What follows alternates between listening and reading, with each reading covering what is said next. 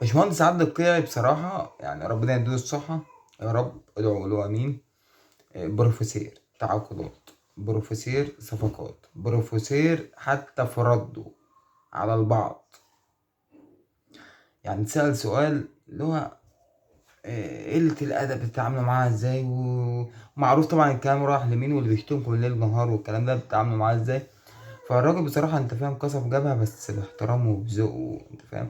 قالك قليل الأدب لما بيشتم يا باشا قليل الأدب. قالك ايه؟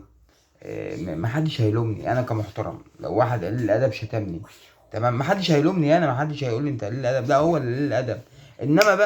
انما لو انا رديت بنفس اسلوبه هيبقى إيه العمل؟ انا وهو في كفه واحده، انا وهو في ميزان واحد، وصل لك. انما أنا لما ارد عليه بالطريقه اللي تليق بيا انا مش تليق بيه هو، الناس كلها تحترمني وتضربه تعظيم سلام، وهو ده الاهلي.